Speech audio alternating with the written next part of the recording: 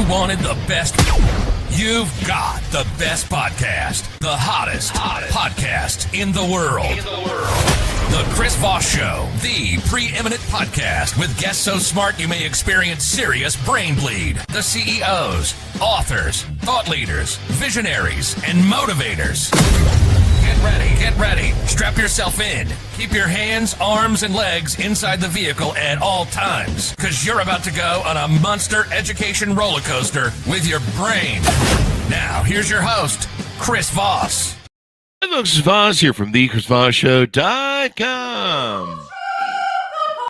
There you go, ladies and gentlemen. The only things that makes official. Welcome to 16 years and 2400 episodes of the Chris Voss Show. Today we had an amazing man on the show. We're going to be talking about his new debut novel, and I think you're going to be excited to hear about it. But in the meantime, we need you to go to goodreads.com/Chris Voss, linkedin.com/Chris Voss, Chris Voss one on the TikTok, and Chris Voss, Facebook.com. Make sure everyone subscribes to the show. They're on the iTunes and Apple and all that good stuff. Today, we have Ryan Pote on the show with us today. His newest book is out July 22nd, 2025. It is called Blood and Treasure, which I think describes my first 9 marriages. So we're going to get into it with him, find out more about what's inside his new book. He is a 12-year veteran Navy pilot of helicopters who was part of a joint interagency special operations task force deployed throughout Central and South America. He was medically separated after sustaining injuries during an emergency landing. He currently works for the Department of Defense.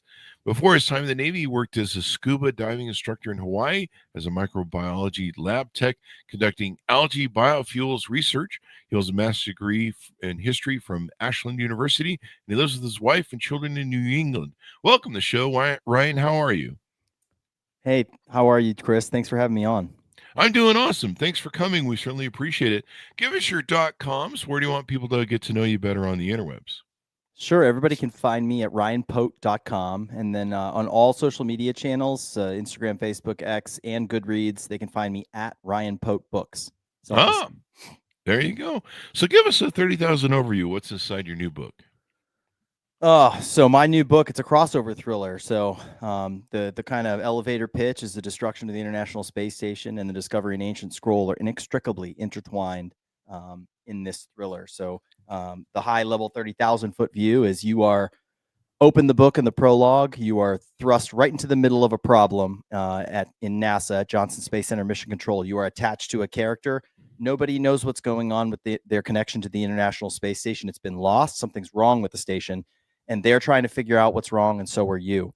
When they establish a video feed back with the station, they find out that that an astronaut has killed everybody, murdered everybody on board, and then this astronaut, Mojda Zehadi, blows up the space station.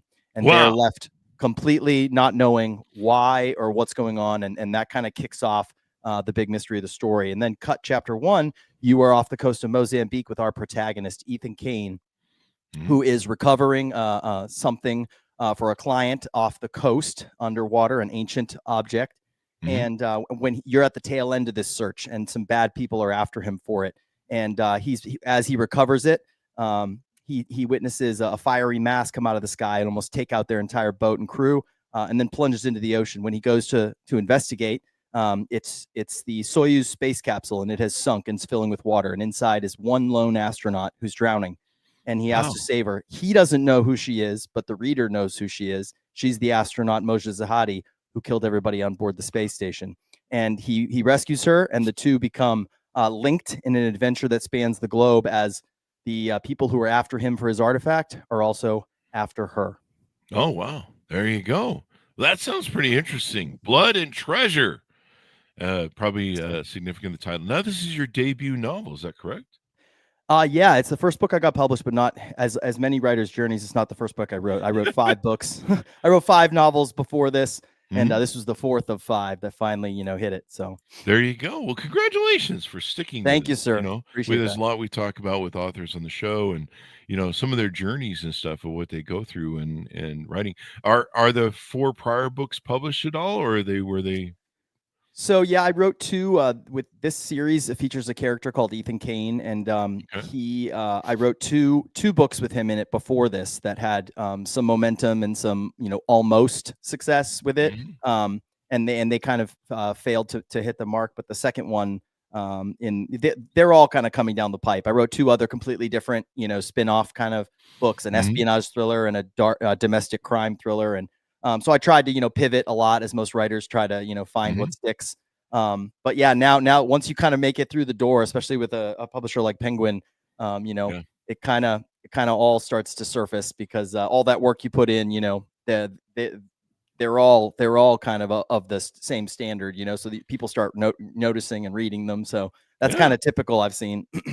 Oh yeah, I mean, once you get that major publisher, the major publishers, they put a lot of advertising behind the book too.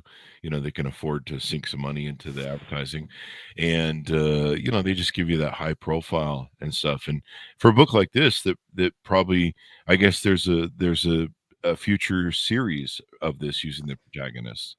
Yes, yeah. So it was purchased as a series, a multi-book series, and the second one is already in and getting a cover for it now. It's completed and approved. It's got a publishing date of June 2nd. So you readers who pick this up and really enjoy it, it's already resonating with readers. It's got great reviews from other Mhm. authors and the trades, and so I've been getting tons of emails, like, of people who really enjoyed it. They found their readership, that they're looking out for a second one. So there is one coming, and it is coming June 2nd, 2026, and the series will continue. Ah, there you go. Pump out those books. We've had like the folks who pump out the Jack Ryan novels and stuff like that on Oh, the yep. show, and Yep, yep. and My some of the friends. other offers that are, yeah, you probably know everybody in that space.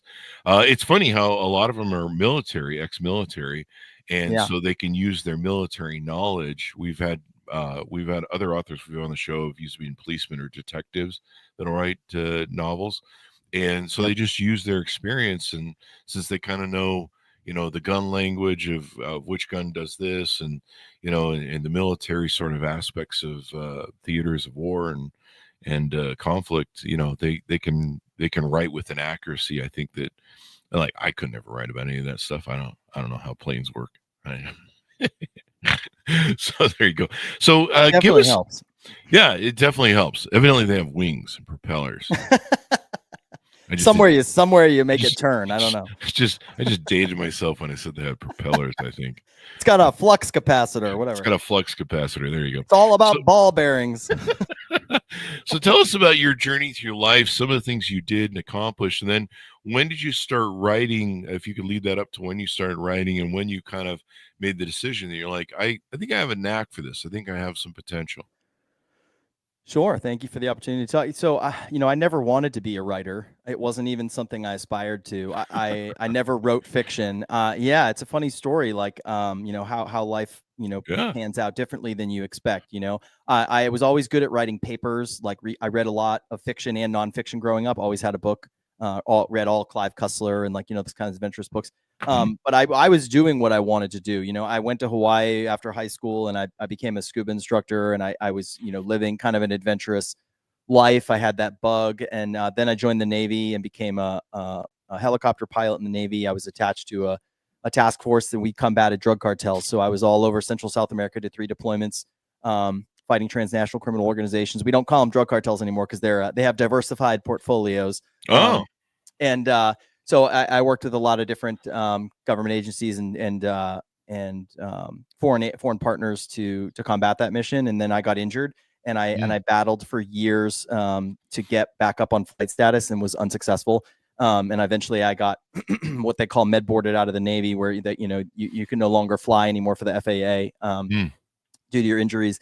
And so I was kind of left without a purpose and a plan, and I had to leave the military after a 12-year career. And I ended up Oh. becoming an investigator for the Department of Defense, investigating, like, aircraft development contracts and stuff like that. But it wasn't really what I had envisioned for myself. I still had this toe in aviation, and and that's a really weird place for a former aviator to be, kind of half in, half out. I wanted to just be a career pilot, and it was taken away from me due to circumstance. So I was kind of struggling to figure out, my new mission and reinvent myself. And at the same time, when I'd stopped flying, Of all the times I had, been 3 seconds from death, I had started to experience some pretty severe PTSD that was pretty crippling in my Oh, life. wow. I couldn't drive at night. I was having trouble understanding the lights at intersections, and it was, giving me panic attacks and thunderstorms and, smell of fire all the time. And it was really, really affecting my life, my marriage, to the point where, my wife was like, look, you got to go talk to somebody or, Yeah. this is it. And, it was pretty debilitating. Coming from someone who was a pilot who could multitask, used to having a crew of 5, do 20 different things at one time. I couldn't do 2 things anymore. I'd have one thing going on, and then, something would happen, like the toilet would overflow or something like that, something stupid. And it would just make me feel like I was drowning. It would paralyze me. Oh, So wow. I started talking to a trauma therapist about it.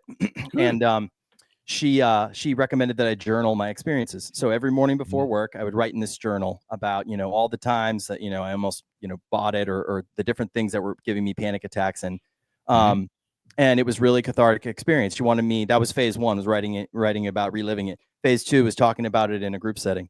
So I did that.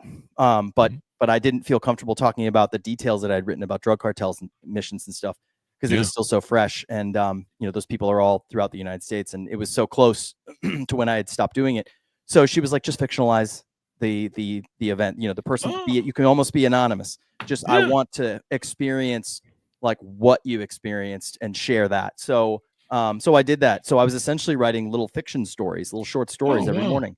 And it got to the point where it was so helpful that I didn't need therapy anymore. I didn't need anything. It turned my life around 180 degrees. And then at the same time, gave me this new mission, this new purpose. Like, wow, writing is really helping me. Like, I want to use it for something, not just journals. So I was thinking I would write a history book because I had my master's in history. So I started doing that, but it wasn't the same as writing those fiction stories. So I got inspired to try writing a book. So I wrote two books in secret early in the morning before work, like 4 a.m. to 7 in the morning. And my wife didn't even know, and then I reached out to her and had her read it. And I reached out to my brother, had him read it. Then I had my wife read it. Just, give me the honest truth. Do I have some kind of talent here? And because I knew what it was going to take to go for it. And she said, yeah, you do. So go for it. So my world got real small. I cut out, my friend group got real small. I cut out all my hobbies, and I just devoted myself to trying to do this for a living. And, I finally got published 5 books later after completely giving up. That was my plan until I gave up. Right. And but now I'm here.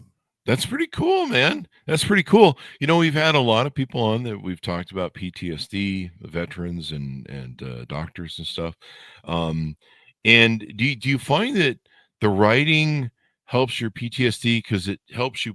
Like, one thing I found, I had a lot of stories, and when I put them in my first book of my pseudo memoir, some of my stories, what's kind of been interesting is I've forgotten them. Like, I used to tell those stories all the fucking time. Like, just at parties, wherever I was, these are the stories I would usually tell. These are my favorite stories. And once I wrote them down in the book, I don't even remember them hardly anymore.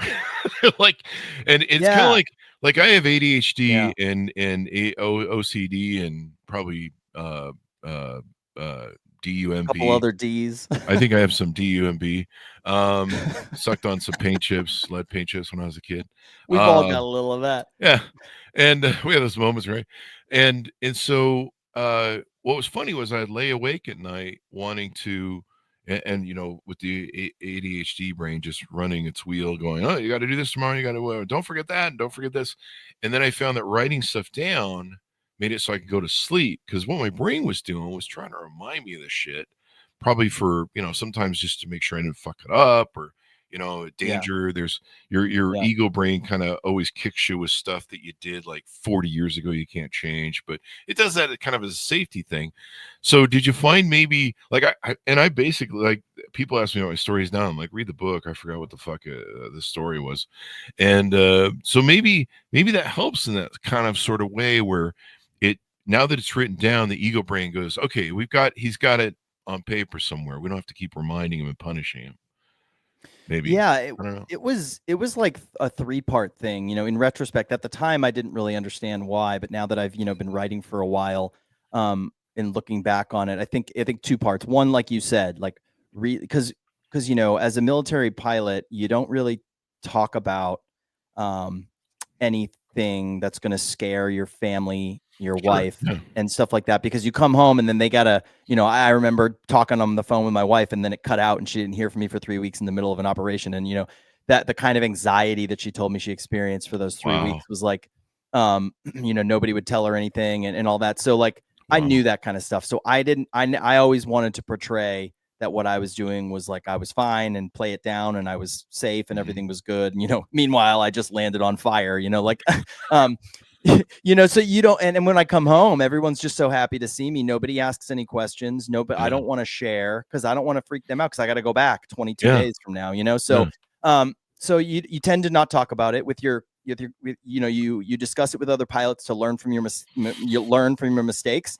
But that's what you treat it as, a learning experience. You move forward, you put it behind you, and you don't really think about it again. And so you have to always be on for the crew, and you have that kind of I always say that flying a military plane with a crew is very much like the Kevin Costner movie For Love of the Game, when he goes to pitch and he says, clear the mechanism. Like, you just got to forget about all your problems and just focus on what you're doing to get everybody home. So it was part like talking about reliving it, like you said, like reliving the actual experiences, and you bubble up the emotions again, and you actually realize what's triggering the panic attacks and all these unknown emotions that you're having, and you can trace them all back. I'm not just angry all the time for no reason. All of a sudden, it's because of this, and so you start talking about it. And that was extraordinarily helpful to relive these experiences, realize what the source was, and actually talk about them. But then on the second part, I was a man without a mission. I had devoted my life to flying planes. I was used to studying every day. I was used to being in a highly competitive environment, and I didn't really have that anymore. And I was lost after the military. I didn't know how to apply the skills, because my skills were gone. I couldn't fly anymore. So I having a purpose, which was doing something hard, learning a new craft and trying to become a new professional at something. So it was like a two-part thing. It gave me that mission and that focus, but also gave me that release of all those core sources of my problems. So, and then I poured them onto the page, and that's where this character Ethan Kane comes from. He's a very unique thriller character. He's completely burn scarred from his neck down to his toes. Oh wow. And he deals with a lot of issues. He's kind of the character that I worked out my problems with, and he's a memorial to two of my friends as well. One who died burned to death in a crash, and another who survived, but he was horrifically burned, very similar to the character. And so he's kind of an amalgam of me and two people. So he feels very real, because he is really real. There you go. Well, it's this. I wonder if this could be used for therapy for more veterans with PTSD. I know, one of the things that they come back with too is missing the brotherhood, missing the camaraderie, missing. There's a lot of organization to the military too. So, like you say, when they come home, they're kind of lost, and the suicide rates of veterans are just unconscionable. And we need to do more to help them. But yeah, I mean, this would be a great way to help people with PTSD. There's an old saying, you when you keep these, with trauma, it's kind of the same way. And I think maybe in a way, war is trauma. But they say, one of the most important things you can do with trauma is to get it out, to talk to people, exactly. And share your thing and flesh it out. And of course, realize you're not alone. There's other people that usually when you start talking about your issues, but it's great that you've honed it into a vehicle that, you can take advantage of your experiences, you can share it with people and everything else. So it looks like there's a real future to what you're building here, and in the new books. Do you plan on maybe putting one out once a year at the pace you're going? So yeah, that's the plan with the publisher. Typically when a big publisher like this brings on a series, it's typically one a year. So, just like all those other series you see out there. Yep. So right now I'm kind of on pace for that. And I've got a lot of other projects in the works, and I'm the kind of person who once you break through the door, that's not the time to sit back and crack a beer and say, I made it. Like, it's time to hit the gas and try to make it, because once you make it through the door, that doesn't mean anything. So, So yeah, I mean, there's a lot of stuff coming down the pipe that I can't really talk about, but I'm doing a lot of different projects with this series and without the series. I got stuff in Hollywood, and I got an original audio drama that's a sci-fi thing coming up, and I partnered up with another Navy pilot, another author. We did a choose your own adventure book that we pitched to the Choose Your Own Adventure series for kids. Just doing all kinds of things, just to this is what I want to do. So yeah, There you I'm go. going to do it. You're going right for it, man. And I mean, we have so many amazing novelists like yourself on the show. They've been doing novels for, years or decades. And it's funny. Some of them, they just book every 4 to 6 months, I think. Oh, wow. And then sometimes, we're talking about their book that they have. This is real indicative of the Jack Ryan series and Jack Ryan Jr. series. Yep. And some of those other veins of military novels, and I mean, they're just on the show every 6 months. I'm just like, that's wild. Sometimes I'll be talking to them and be like, wait, it says there's another new book coming out in 4 months. Is that the one we're doing, or are they doing this one? And like, oh yeah, that's not even supposed to be up on the Amazon. I bet it gets confusing. I bet. Yeah, but and they have their own series, and then they have like Tom Clancy series, and then they're Yep. writing, it's craziness. What I've tried to do with this book is do something a little different. Being a new author and breaking into this space, the book itself is different. It's a crossover thriller. There's supernatural, there's military thriller, there's espionage, there's drama, there's mystery, there's all kinds of elements to make it accessible to all kinds of readers. They market it as like a military thriller because that's my background, but it's really not. And you start to read the reviews, you'll see that about the book. But there's other things I tried to do to kind of make it different and kind of not just bring a new book to the publishing world, but bring a whole new mentality to the publishing world. So like, first off, when you get this book, there's an augmented reality cover. So if there's a QR code on my website, you can click it, scan it. There's a fully interactive augmented reality experience for the book that's interactive, that ties right into the kicks you right off before you even read it. And then inside the book, there are secrets and codes and it's treasure hunts built into the book. And you can find them on my website, ryanpote.com. There are codes that unlock hidden passages on my website that are part of the treasure hunt that unlock tie-in content that's absolutely free. There's, interactive story games. There's, tie-in chapters. There's all kinds of things that I've made for the readers to make it an interactive, fun, quick experience that if you really like this book, if you really enjoy what I'm doing and that's different, it'll carry you to the next book, and you won't be sitting around because there's nothing else for people to read for me right now if they really like it. So what I tried to do was bridge that gap from book 1 to book 2 with a lot of fun, engaging, totally free content that is very well done, professionally well done. There you go. Well, lots of Easter eggs and stuff there, I guess. They call it in the gaming business. Yep.